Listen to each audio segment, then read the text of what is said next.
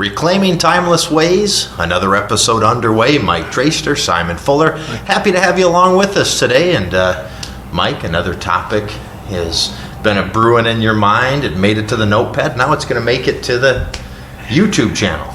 Well, you know, a lot of these, again, it's like spokes on the wheel, right? Yeah. They all go back to core things. So what I did was I made a couple-page list of basic sayings and standards that I think are pretty much essential.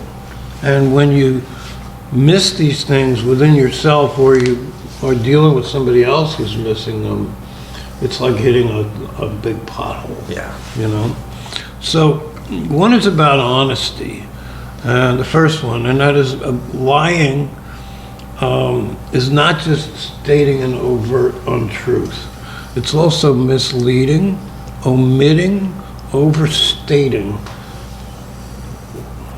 Any of those things Are still in that category. right. They're all lies. Right. Because it's like if I want to tell you something, you know, and you say, well, how's the transmission? And I say, God, have you seen how beautiful the hooded scoop is on this thing? What did I do? Right. I deflected your attention. Skirted right around that. Let's focus on something else. Right, 'Cause I don't right. really want to tell I you don't want to tell you about the tranny. that's ready to take a dump and you're going to come buy this thing from Yeah, you. right. Wait a second. $2,500 bucks. I don't really want to lie, but is that any different? No. Why? Because you didn't say it? That 'Cause doesn't make it a lie? No, it's still a lie. Yeah, I misled you. Yeah. And for what purpose? To cheat you, Yeah. right? So there's two kinds of honesty.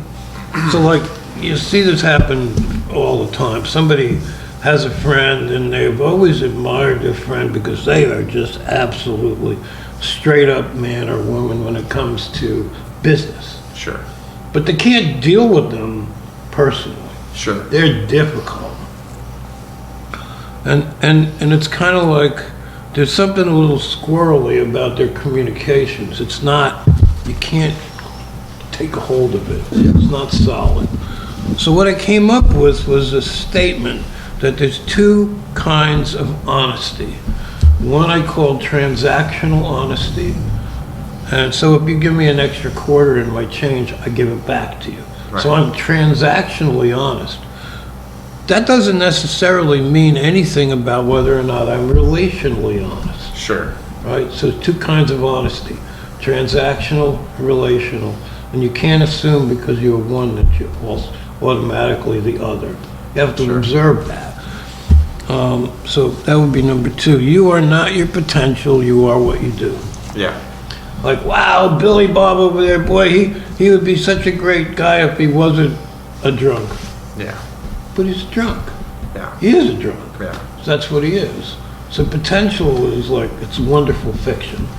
But people ruin their lives fictionalizing the people they want to be close to, Right. you know?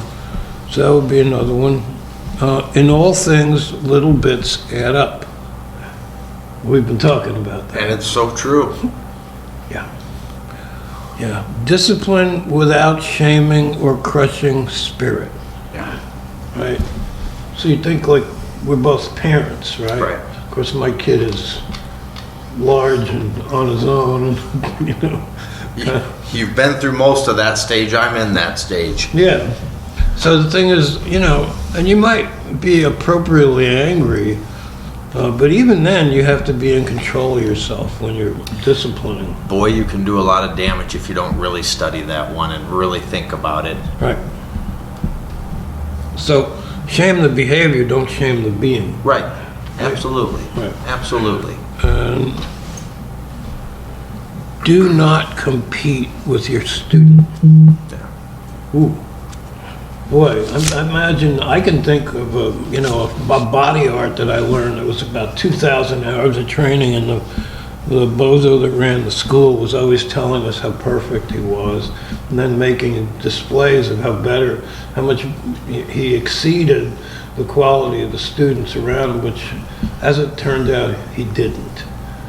Yeah. He was putting on a big show. Yeah. He was a buffoon. Well, and that's why he did that, his own insecurity. But it is so true. I'm in a world of sales, and if I have a new hire Right. and I decide instead to show them the right way through encouraging, showing them what they didn't do right, encouraging when they didn't, and helping them improve their skill, but instead said, look what I did. Right. I mean, just little comments like that beat them down, Right. raise me up, Right. and for what ultimate purpose? Right. Yeah. And like I get a picture in my mind of some gym teacher putting down a bunch of 8-year-olds and showing them how big his biceps are. And maybe not a perfect analogy, but I'm a big Seinfeld buff, and there was an Okay. episode where Kramer was giving advice to Elaine, and she about running a catalog because her boss was off. And anyway, I can't do this. I can do it. Sure, you can. He's giving her this advice. Heck, I just started Taekwondo and I'm head of my class. And so off Elaine charged in. She took the company by the shoulders and was running it. Later learned out that the class Kramer's a full-grown man, and he's taekwondoing with little kids. And I know I'm making humor of this because we're obviously being serious, but that episode sort of dramatizes in a funny way what you're saying. I mean, what do you have to prove beating up a bunch of 8-year-olds? Nothing. And so the next one is set your kid or your student up to pass you if they can. Absolutely. You That's the greatest accomplishment in my mind. Right. And If who's learning from you gets better than you, boy, you did a great job. Right, and you tell them. You don't Right. say, well, I'll kind of tolerate it if you get close to me. You don't say that. You say, you know what? If you get better than me, we are going to have a celebration. Right. Right? Absolutely. Then we've both really done something great Right. here. And so celebrate others' successes, very similar. We are all always beginners. Yeah, I don't know if I told you the story. I was teaching a Tai Chi class. you did. It's a great story, though. Guy asked me how long you've been practicing. I'm like, I don't know, 25, 26, 27 years. Oh, so you're a master. I'm like, no, I'm just so not a master. Right. And I'm like, but there's a part of me that, the proud part of me wants to be full of it. Yeah. And go, well, yes, but that's not true. Right. At all. So I said, no, I'm not a master. And he goes, 25 plus years? I'm like, yeah. He goes, well, what are you? And I said, a beginner. Yeah, And so are you.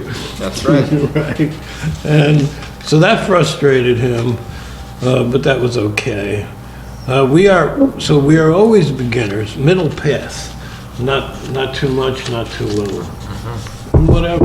Right. The old the saying in Indian philosophy with the middle path is if you turn the guitar string too tight, it snaps. And if you make it too loose, no music.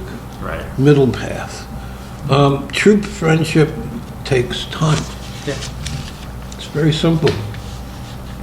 You don't know somebody's character for a while, Right. and I don't think it's months. I think it's It absolutely is, and it is all the experiences you share together, the moments, the interactions that form that. You can't push fast forward on that. Meet somebody, fast forward, we're buddies.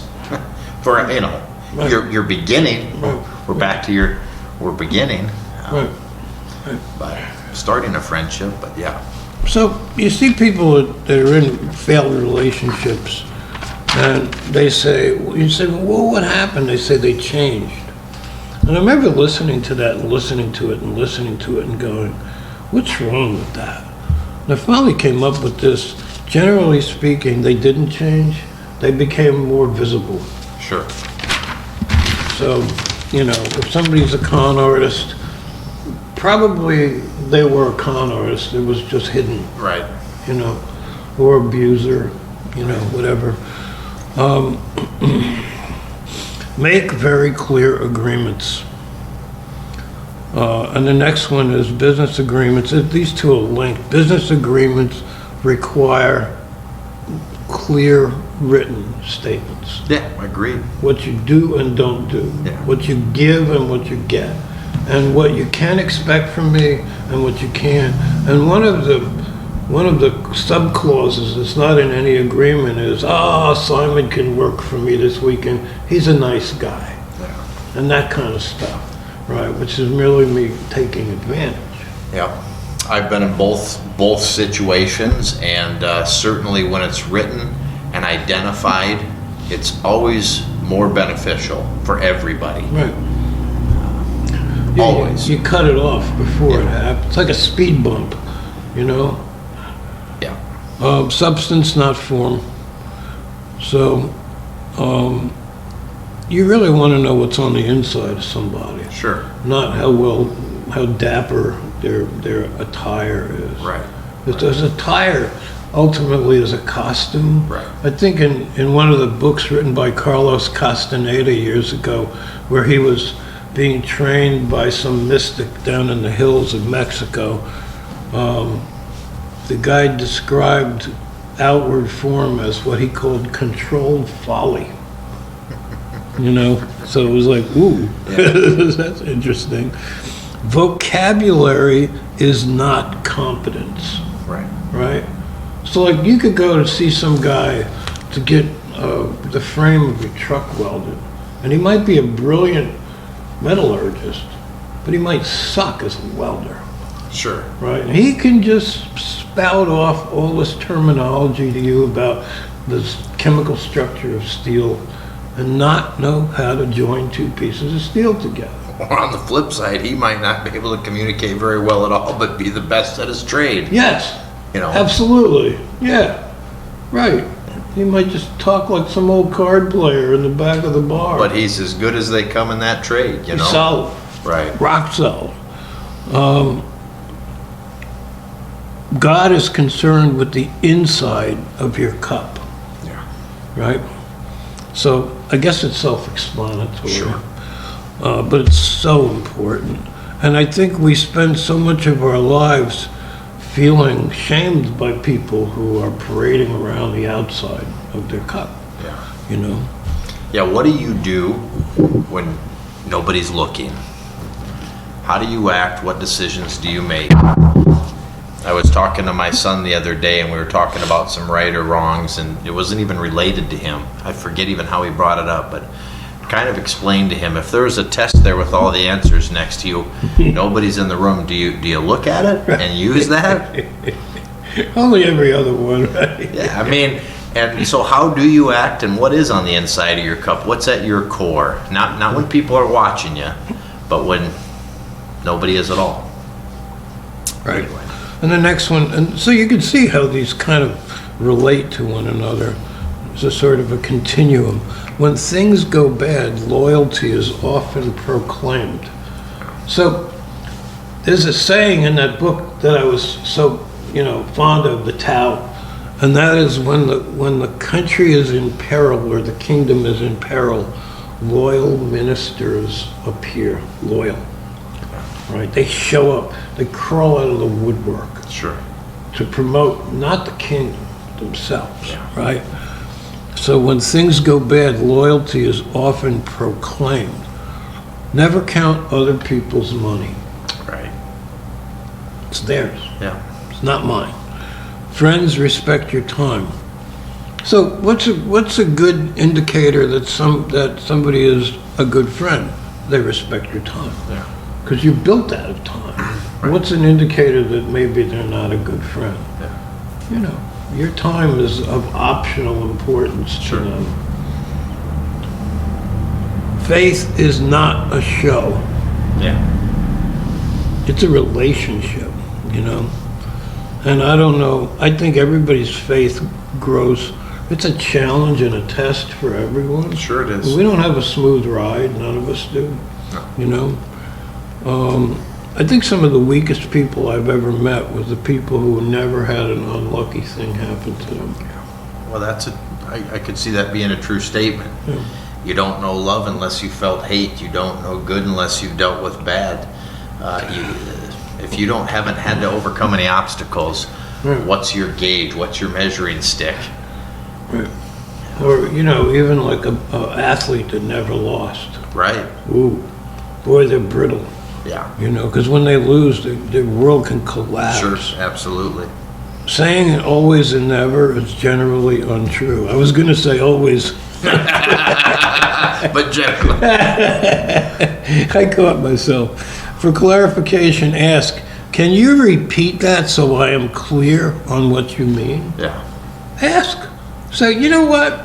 I'm really not sure I understand what you just said. Can you say that again Yeah. more slowly? Right. Or explain it? Right. You know? When somebody's talking and you get this, I don't know about you, but I know sometimes I'll get an inspiration, just like that. And if I get sidetracked, kind of like, how's the transmission? Oh, look at the hood. The transmission idea is out of your head. It's like a pop bubble, right? So you can ask permission to briefly interrupt. Sure. And the way that I've been trying to practice doing that, and I'm terrible at this, I interrupt a lot. It's something I've fought with myself about, and so far not won, is I can say something like, can you hold on to that thought or jot it down? There's something I want to say quickly, Sure. you know, or maybe I can jot my thought down. Sure. You know, so that would be another one. When asked personal questions, you're dealing with somebody that you think is a weasel, right? And they're kind of over the edge of your boundaries, Sure. but they're making you feel uncomfortable. They're maneuvering you to be uncomfortable to say, you don't need to know that. You can say 2 words, that's personal. Right. And you don't have to look defiant when you say it. Or you can say, why would you like to know? Yeah. But you still don't have to tell them, Sure. you know? And you can just flat out say, you know what, I'm gonna keep that private. It's my own personal business. You can say that. You Sure. can draw a line. Yeah. It's important to draw some lines. When things are organized, you don't wind up buying 12 of them. So, I mean, you just gave me a wire here. Wonderful. But you have them organized. They were in a box, you know? They were. I mean, they're not like precisely organized, but there was one A category. box of wires. Everyone has a box of wires at home, right? Oh, Or am I? boy. Yeah. I remember my grandfather had boxes of similar things. There must be no rock stars in church. And I would say almost in anywhere. Right. You know, you could expand that beyond even just the church walls, you know. If people, usually that rock star mic is, I think you used the word showtime. Yeah. Whoever appreciates that person in business and personal encounters and social situations in church, Right. how often do you really sit back and say, ooh, I want to be that? I mean, serious. Right. I'd like to be him for 30 seconds. It reminds but me then of not. It reminds me of some of the infomercials on TV, just not believable, not honest, not Oh, yeah. essence of truth, and I'm going to set your hood on fire and it's going to be fine. Yeah. Right? Faith requires hope. yeah, Okay. So faith requires hope. If you wrestle with right and wrong, God's Spirit is still tugging at you. So the person that's at peace with whatever crap they pull in life, I think that they've kind of turned their back on God, and the door is closed. They're kind of hitting the radio in their spirit with a hammer. So it's like they're killing that two-way radio. And so if you're still wrestling with right and wrong, it means God is still present. yeah. Even if you're doing some wrong things, if you're wrestling, Right. hold on to that. An honest agnostic is more open to God than a fake believer. Yeah, They're wrestling. yeah, And again, these all kind of tripped each other. So if you have a fake believer, it's showtime. yeah. But an honest agnostic is like going, I just don't know. Right. I don't see absolute clarity of evidence that there must be a God, but boy, when I see all the Right. order of the universe, it's like there surely could be. Right. That's an agnostic. Right. They're exploring deeply, It's an important question. Sure it is. And And a tough one for a lot of people. a huge, I've run into just a pretty good chunk in my lifetime, Yeah. and it's not something I seek out conversations. I don't go asking people, but you hear about it, and so how many more are there that I don't know about? Probably a lot. And I often try to reinforce people who are agnostic. And, one thing I'll tell them is, you're probably not an atheist, like you say. Right. It's much more likely that you're an agnostic, that you don't know. You don't see clear evidence. Right. But you certainly aren't, I don't hear you telling me you have clear evidence that there's no God. Right. You're just not sure. Right. So, no proof to you. And that way they feel, finally they've talked to somebody who has some religious grounding who's not crapping on them. Right. So they're safer to make an honest exploration, Right. not being shamed. Right. And we do a lot of shaming. Oh yeah. Oh yeah. And it's like, I would rather hear a person tell me one scripture that inspires them, that moves their heart, than proudly spew 20 or 50, Right. right? Right. The love of God manifests in a fierce search to clarify and apply morality. Again, it's kind of like a stairway of ideas here.